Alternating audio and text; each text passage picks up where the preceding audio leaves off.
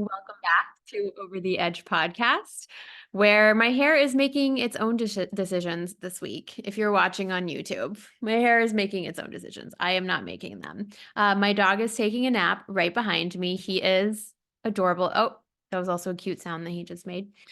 So, this week I want to talk about your seasons of creativity because we usually have about 5 of them. If you can identify other seasons, because I'm sure there are micro seasons in between what I'm going to be talking about here. And by the way, if you identify other seasons of creativity, please let me know. I want to hear about it. DM me on Instagram at PaigeRayCreative, or find me on my website, hello@paigeray.com. I love talking to people and building conversations and community. That's the whole point. So let's talk about your seasons of creativity as a creative, as an artist, as a business owner, whatever that looks like. What are we going to start with? I am going to just pick a random order, to be honest with you, because these seasons are random when they show up. The reason I want to talk about this is because they show up at different times and for different reasons. And we tend to be in the season and think that that's the way it's going to be forever, and it's not.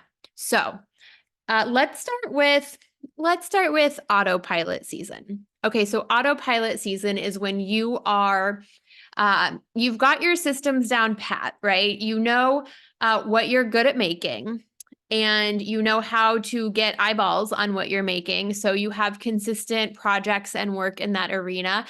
And you've worked out your behind the scenes systems and your front of the scenes systems, and you just run through that system again and again and again, and it works, and you don't have to think about anything. I don't mind autopilot season. I was in a solid autopilot season for 2018, 2019. I was in a major autopilot season. Obviously, 2020 threw things off, but work would come in. I would book it. I would start my system for a new client. We would do their shoot or their project. I would finish it. I would deliver it. I would send out my system for asking for testimonials, and that would be that. And then the system would start over again. That's my back end system. And then I'd have front end systems for posting on social media, when I was going to post, what I was going to post, right? I'd do a shoot. I'd take sneak peeks from the shoot. That would be scheduled in next week. I would take behind the scenes. That would be scheduled in a few days after that, right? I had my systems and they worked well. And I was on autopilot, and I certainly didn't mind it, but I also didn't realize it. And I stayed solidly in autopilot for a few, we'll just say a few years. And the thing about that is I got to a point where I was really restless with my work, and I couldn't figure out why. I was restless with my work and restless with my business. And I certainly didn't want to give up my business, but I just felt like there needs to be something more. There's got to be something more. And finally, I realized, oh, I'm not making personal work. Oh, I'm not asking myself what I'm inspired to challenge myself with or do differently or try. And so I hadn't been making personal work because I hadn't had time. And I was doing so well with my systems in my autopilot mode that it didn't occur to me to make time to do personal work. So I hadn't done personal work. I hadn't made stuff that was just really my own and for me in a while. Though I will say I'm pretty lucky. The stuff I get to make for clients, I really am so in love with. And like with the work that we make, I'm so excited about the clients that come through my door, because I'm just amazed at how wonderful they are and how exciting they are, and what we make together. I think that's so fun. So it's not that there was anything wrong with the client work. It's that I hadn't sat with myself for a while and gone, what's kicking around in my head? What am I ruminating on? What do I need to get out into the world? Like, what do I need to be making? And I certainly wasn't challenging myself. And I was just I wasn't simply going through the motions, because each project had its own, artistic needs, and that's really fun. But I also wasn't pushing myself personally. And in a few ways, I also wasn't necessarily pushing myself professionally. My systems were working so good that I didn't need to learn like a new gadget or a new gear. I just didn't need to do it. Everything was working so well. So I was in autopilot season for a long time. And so autopilot season isn't bad, but it's hard to recognize when you're in one. And the thing about autopilot season is that it leads to another season, burnout. And burnout season is also surprisingly hard to identify. Before you realize you are in burnout season, you will be irritable for a while. You will start taking your work for granted. You will be resentful of having to be in your inbox every day. Um, uh, you will start to feel like the edges of your work are really rough. And I don't mean like your work gets bad. I mean, internally, you feel iffy. You feel like I've done this so many times. Shouldn't I feel a different way? Shouldn't I feel a good kind of way? You just start to get like irritated. Um, in specific ways. You know what I'm talking about. If you've ever been in burnout, your brain starts trying to distract you with different like things you're annoyed by. So that you don't take time to realize like, oh, I'm just burned out and I need to take a rest. Because if you're in burnout mode, you're rarely in rest mode. You rarely want to be in rest mode because when we want to be in rest mode, we're on the lookout for being in burnout mode, right? We're eyes aware, we're eyes open, hearts aware of burnout mode, right? Because we're always trying to find the balance and then giving ourselves rest so we don't get there. So if you're in the burnout season, also hard to identify sometimes, but you'll start feeling like you'll start feeling irritated by your inbox, and nothing too specific, just irritated by like, oh, I have to check my email, I have to do this, I have to do that. Everything in your creative life will feel like an I have to. And if you're creative, if you're an artist, you don't ever want anything to feel like an I have to. You want everything to feel like an I get to. That's why we started doing this to begin with. That's why we chose these random weird careers, is so that we get up and do it every day and live our dreams every day.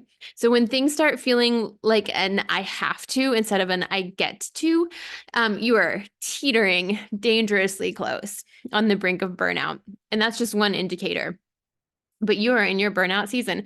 So let's say you're on autopilot. You start noticing the things that you're heading more toward burnout. What are we doing to get out of these seasons? Now, if you're on autopilot and you are comfortable there and it makes you happy, I'm not telling you to leave that season. Celebrate that season. Why not? That's what so many creatives are working toward, to be in an autopilot season. It's not bad by any means. But what happens when we land in burnout season? How do we get out of it? Do we have to put the brakes on? Do we have to be in a rest season? A rest season is good. And a rest season can feel very scary though, which is why we so often don't want to recognize it when we're in burnout. Because if you're a creative, you kind of get to this point where you feel like, if I'm not making something, if I'm not creating something, then who even am I? Right? It's not even about productivity. I think it's low-key about identity, but I also think that like we find so much joy in making and creating that we need to, if we ever need to step back from it, we know that we have to find that kind of joy somewhere because the joy that you get from making something is so cool. It feels amazing to make something with your two hands, put it together, hang it on a wall, and step back and go, oh my goodness. And everything, all the hours that went into it, all of the thought, the vision, the work, the emails, the phone calls, the meetings, they all kind of come together in this one final work, and it just feels incredible. And it can be hard to say to yourself, I need to not do that for a minute. Right. And there is purpose in not doing it, so that you can come back and do it again, but better, or in a different way that excites you and inspires you. So getting into a rest season feels restless. It feels scary. It feels like your brain will try to tell you that you are some kind of failure as an artist if you are resting. And I don't want you to believe that. Right. So rest season is the antidote to burnout season, but may I propose an alternative to rest season, which is, by the way, that doesn't mean don't ever take time off. I want us to think of it differently. It doesn't have to be a rest season, but can it be a limbo season? Can we just trade it out for, I'm not going to burn myself out on projects anymore. I know something new is going to come in. I know eventually I will be inspired by something major and I'll want to make personal work around it that feels incredible. But I'm fine sitting here until those two things take care of themselves, until I'm no longer burning myself out, but I'm also not pushing myself into something that doesn't feel quite right because it's not fully here yet, right? Like as a creative, okay, well, this is what it's like for me. I'll take you, maybe, I wonder if you guys experience the same thing. But for me, when I am getting new ideas and new inspiration, it doesn't always, sometimes it will just pop in, right? I'm on set and I see the shot that we need to get that we hadn't planned for, but it's like the shot. Or I'm reading something and something sparks in my brain and ooh, new project. I have an idea. Let's put a team together. But sometimes, especially in my limbo season, I just feel like something's coming. It has not taken shape yet, and I can't wait to find out what it is. And that's about all the information that I get from the universe is get excited. You'll know it when it's here. So the limbo season in place of a rest season does allow you to come back down from burnout. It allows you to turn off mechanisms in your brain that would insist that you got to be making all of the time, or else where are we going to get that feeling of like, wow, I created something today. Where are we going to get that feeling? Let's let those things resolve themselves, wrap themselves up, and let yourself be in limbo. All it is to be in limbo is just not pushing, right? You don't necessarily have to, like in rest season, I feel like you have to be so intentional with rest season. You say to yourself, I'm going to take time off. I'm going to lay down as I need to. I'm going to give my brain a break as I need to, right? You make it very intentional, but limbo season is letting the things that need to be wrapped up, wrap up, and then not insisting that there's anything else you need to be doing or not doing. You simply wait. What's the inspiration? Where is it coming from, right? You go about your life and you let yourself be in a little bit of limbo and a little bit of excitement. I propose limbo season in place of rest season. I find this to be a good alternative. The reason I think this is a good alternative is I've been in a rest season before and I've just spent too much time there.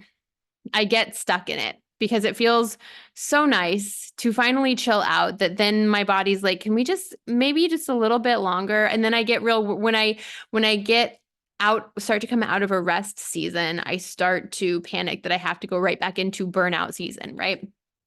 We don't need to do that. But if I find myself in a limbo season, then I'm much more open to creating my ideas as they come along without worrying about burnout because I've never fully turned all the stuff off in my brain. I've let it kind of idle there, and I don't think that's a bad thing, right? I don't love the idea of going from burnout to rest and then back to work mode. I need like that season in between those. So limbo works well for me. Maybe it would work well for you, or maybe you need rest season, whatever that is. The next season, what we hope is after you come out of, if your autopilot season becomes burnout season, and then luckily you've decided to take a rest season or a limbo season, what we hope comes next is a flow season, right? This is where stuff comes back, but it's not burnout pace. It's excitement pace. It's follow my gut pace. It's create pace as it feels good pace, right? You're not pushing yourself, but you're not pulling yourself back either. You're in the flow. Everything feels good. You're sleeping a normal amount of hours, right? So that's another way to recognize burnout mode is when you're just not sleeping, whether it's because you don't have the time or you're just thinking about things that are keeping you up at night. But with flow season, things are simply that. They are working, they are flowing, they are going, and you are not pushing and you are not pulling. You are simply being and creating at the same time. And that feels good. You know that season if you've ever been in it. It feels good. It feels incredible. There's not too much on your desk. You don't mind your inbox. It doesn't take you too long to get back to your emails. because your emails feel exciting again. I try to set myself up to be in a flow season by being excited to check my email every morning. I wake up and I go, I cannot wait to see what people have sent me this morning. I know it's going to be incredible. There are limitless opportunities out there and they're going to hit my inbox today. It'll be total magic to see what's going on in my email. That's the attitude I approach my inbox with. And you know what? It works. But that's what it also feels like is your inbox becomes exciting again. It becomes opportunities. It becomes communication. It becomes kind of fun. So that is what's happening in flow season. And then sometimes we get into overflow season, which is not a bad season either. To be honest with you, I love an overflow season. This is different from autopilot season. Autopilot season is when you already know the things that are coming in and you're set up for them and you can just put everything into a system.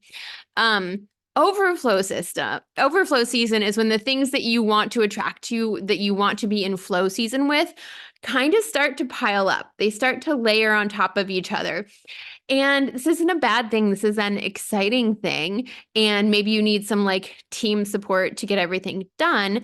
But what you'll find is new and more challenges in your overflow season, right? But the challenges feel good. It's like a shoot comes in and the client wants a specific look that you might not have done in your portfolio yet, but you can figure it out. Right? I know this about myself. Even if I haven't tried a specific lighting setup before, I'm going to figure it out and I'm going to be excited about it. I'm going to rent that. I'm going to rent that 20-foot octabox that hangs above. That's what they do in a lot of, when you see a car commercial in like a black box studio, but the lighting is really gorgeous and it's from above. It's a gigantic freaking octabox or softbox or whatever.